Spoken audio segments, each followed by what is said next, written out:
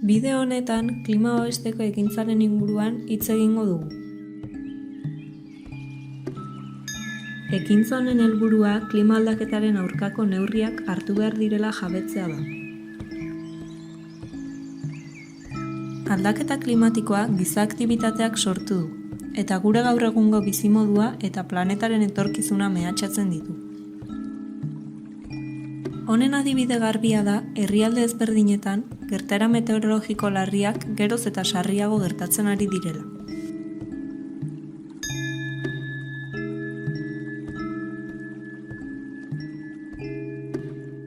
Klima aldaketari aurre egiten ez badiogu, azken urteetan lortutako garapenaren zati handi bat desegin daiteke.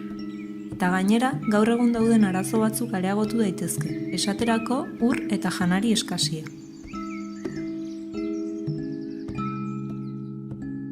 Enpresek ere lagun dezakete, ondorengo pausuak jarraituz adibidez.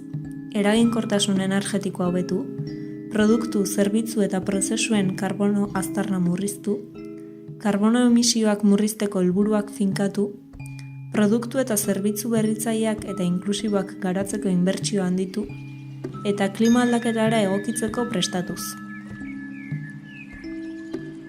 Eta noski, zuk ere egin ezazu zure esku dagoena lurrari laguntzeko.